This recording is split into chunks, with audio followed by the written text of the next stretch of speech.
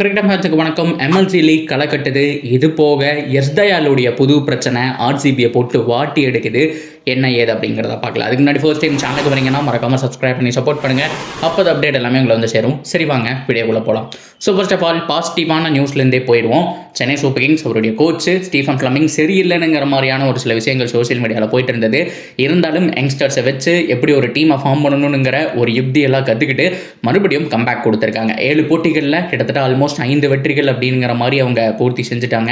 2 தோல்விகளும் இதில் அடங்கும். ஸோ அது மட்டும் இல்லாமல் அவங்களுடைய பர்ஃபார்மன்ஸ் நாளுக்கு நாள் இம்ப்ரூவ் ஆகிட்டு இருக்கு. ஃபேஃப் டு பிளஸ் பர்ஃபார்ம் பண்ணால் உண்டு, அப்படி இல்லைன்னா ஸோ அதை தாண்டி மீதி இருக்கக்கூடிய டவுன் ஆர்டர்லாம் வேஸ்ட்டுன்னு சொல்லும்போது ஒரு சில மேட்ச் டவுன் ஆர்டர்னாலையும் காப்பாற்றப்படுது அப்படிங்கிறத ஒத்துக்காங்கணும். அது மட்டும் இல்லாமல் டெவான் கான்வே அவருடைய பர்ஃபார்மன்ஸ் 3 மேட்ச் பார்த்தாங்க. அதுக்கப்புறம் அவரை தாராளமாக பெஞ்ச் பண்ணிட்டு இன்னும் ஒரு சில யங்ஸ்டர்ஸை உள்ளே கொண்டு வந்தாங்க. அதையும் நம்மளால் பார்க்க முடியுது. ஸோ எனிவே டீமில் இந்த எமோஷனல்லாம் எதுவுமே பார்க்காம டீமுக்கு என்ன தேவையோ அதை கொண்டு வந்திருக்காரு ஸ்டீஃபன் ஃப்ளமிங். அது கிளியர் கட்டாக தெரியுது கைஸ். ஸோ 224 ரன்கள் அடித்தாங்க. ஸோ மும்பைனால வந்துட்டு அதை திருப்பி அடிக்க முடியல அப்படிங்கிற மாதிரி சொல்லியாகணும். மன்னிக்கவும், எம்ஐ நியூயார்க்னால திருப்பி அடிக்க முடியலன்னு சொல்லியாகணும். ஸோ டெக்சாஸ் சூப்பர் கிங்ஸ் அருமையான ஒரு வெற்றி. அது மட்டும் இல்லாமல் பிளே ஆஃபையும் சீல் பண்ணிட்டாங்க. பொசிஷன் மட்டும் இன்னும் கன்ஃபார்ம் ஆகல, மற்றபடி பிளே ஆஃபையும் சீல் பண்ணிட்டாங்க அப்படிங்கிறதா பார்க்க வேண்டிய விஷயம்.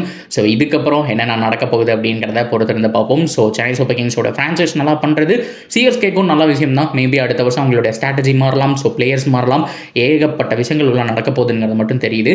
பொறுத்திருந்து பார்ப்போம் கைஸ் என்ன நடக்க போகுது அப்படிங்கிறது. ஸோ இதெல்லாமே தாண்டி இன்னொரு விஷயம், ஸோ சோஷியல் மீடியாவில் கிட்டத்தட்ட 3 நாளாகவே போயிட்டுருக்கு. நான் தான் இதை லேட்டாக போடுறேன். அண்ட் கமெண்ட் செக்ஷனில் நிறைய பேர் சொல்லும்போது நான் இதெல்லாம் ஒரு கண்டென்ட்டானுங்கிற மாதிரி தான் நினச்சிட்டு இருந்தேன். ஸோ இப்படி ஒரு கண்டென்ட் போயிட்டுருக்கு அப்படிங்கிற மாதிரியும் நான் நினச்சிட்டு இருந்தேன். அப்புறம் தான் தெரியுது அந்த நியூஸ் அப்படிங்கிறது முழுக்க முழுக்க உண்மை.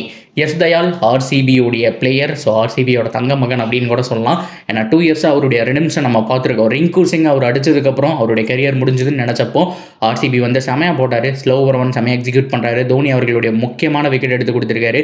இந்த மாதிரி பல விஷயங்கள் நம்ம பாராட்டிட்டு போயிட்டு இருக்கும்போது ரியல் லைஃப்பில் அப்படிப்பட்ட ஆள் இல்லை அப்படிங்கிறத மட்டும்தான் இப்போ தெரிய வந்திருக்கு. ஸோ என்ன நடந்தது அப்படின்னு கேட்டிங்கன்னா, ஒரு பெண்ணை ஏமாற்றியிருக்காரு. அதாவது இந்த கிரிக்கெட் ஃபீல்டு இதுக்கெல்லாம் வரக்கு முன்னாடி ஸோ ஆரம்பத்துலேருந்தே அவங்களுக்குள்ள ஒரு தொடர்பு இருந்துகிட்ருக்கு. ஸோ அவங்க கிட்ட இருந்து அமௌண்ட் வாங்கியிருக்காங்க. ஸோ ரொம்ப க்ளோஸாக இருந்திருக்காங்க. ஸோ இப்போது அதை தாண்டி அவங்க கிட்ட ஏகப்பட்ட விதமாக ஃபோட்டோஸ் அண்ட் வீடியோஸ், அது மட்டும் இல்லாமல் ஒரு சில விஷயங்கள் வச்சு மிரட்டுறதா அவங்க புகார் கொடுத்துருக்காங்க. முழுக்க முழுக்க உண்மை, தாராளமாக வந்திருக்காங்க. அதுக்கான எவிடன்ஸையும் காமிக்கிறாங்க. எஸ் தயால் கிட்டேருந்து இப்போ வரைக்கும் ஒரு மூச்சு கூட விடலை அப்படிங்கிறதான் சொல்லியாகணும். ஸோ முழுக்க முழுக்க கேஸ் அவருக்கு எகென்ஸ்டாக தான் இருந்துகிட்ருக்கு. ஸோ ஆன்ஃபீல்டில் பார்க்கக்கூடிய பிளேயர்ஸ் எல்லாமே ஸோ ஆஃப் ஃபீல்ட்லேயும் பார்த்தோம் அப்படின்னா இப்படி தான் இருப்பாங்கங்கிறத சொல்ல முடியாது. ஸோ எஸ் தயால் கிட்டேயும் ஒரு சில பிரச்சனைகள் இருக்குது. அவர் மேலே கேஸும் ரெஜிஸ்டர் ஆகிருக்கு அப்படிங்கிறது தான் இந்த இடத்துல நம்ம பார்க்க வேண்டிய ஒரு விஷயமா இருக்குது. ஸோ இதெல்லாம் நடக்குமா அப்படிங்கிற மாதிரி எல்லாருமே கேட்டிருந்தாங்க. அதாவது என்ன அப்படின்னா அப்படிலாம் பண்ணியிருக்க மாட்டாருன்னு சொல்லிட்டு எவிடன்ஸோட அந்த பொண்ணு நின்னதுக்கப்புறம் தான் தெரியுது இது உண்மை தான். ஸோ பணம் பேரு புகழெல்லாம் வந்ததுக்கப்புறம் ஓவராக ஆட ஆரம்பிச்சிட்டாரு அப்படிங்கிற மாதிரி ஆர்சிபி ஃபேன்ஸே கழுவி ஊற்றிட்டு இருக்காங்க. ஆர்சிபிக்குள்ளே என்னையா நடக்குது அப்படிங்கிற மாதிரி தான் பல்வேறு தரப்புலேருந்து கேட்டிருக்காங்க. ஒரு பக்கம் பார்த்தோம்னா டீமு பேனா எந்த கண்டிஷனில் இருக்குது, எப்படி ரிட்டர்ன் கொண்டு வர போகிறாங்க அப்படிங்கிற மாதிரியான விஷயங்கள் இருக்குது. இன்னொரு பக்கம் நீங்கள் பார்த்தீங்க அப்படின்னா எஸ் தயாளுடைய புது பிரச்சனை தலையவே சுத்த வச்சிருக்கு. ஸோ ஆர்சிபி ஃபேன்ஸ் கப்படிக்கிற வரைக்கும் கப்படிச்சிட்டு அப்படின்னா ஒரு வருஷம் ஜாலியாக என்ஜாய் பண்ணலாம்னு நினச்சாங்க.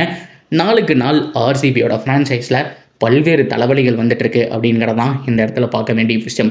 ஸோ இது எங்கே போய் முடிய போகுதுன்னு தெரில. எஸ் தயாளுடைய ப்ராப்ளம் தெரில. இதுக்கப்புறம் ஆர்சிபியில் அவர் கண்டினியூ பண்ணுவாரா அப்படிங்கிறதே ஒரு டவுட்டு தான். ஏகப்பட்ட விஷயங்கள் போயிட்டுருக்கு. மேபி பிசிசிஐடைய கான்ட்ராக்டு கீழே இந்த மாதிரியான விஷயங்கள் பண்ணுறவங்க உள்ளே வரக்கூடாதுன்னு முடிவெடுத்துட்டாங்கன்னா எஸ் தயாளுடைய கிரிக்கெட் கரியர் இங்கே ஓவர் ஆயிரும் அப்படிங்கிறதையும் நான் சொல்லிக்கிறேன். பல்வேறு தனமான விஷயங்கள் அப்படிங்கிறது சோஷியல் மீடியாவில் போயிட்டுருக்கு. So that's video guys. இதை பற்றின உங்களுடைய கருத்துக்கள் என்னவோ அதை தாராளமாக நீங்கள் கமெண்ட்டில் சொல்லலாம். தொடர்ந்து அப்டேட்டுக்கு சேனலோட இணைஞ்சிருங்க. மறக்காமல் சப்ஸ்கிரைப் பண்ணி சப்போர்ட் பண்ணுங்கள்.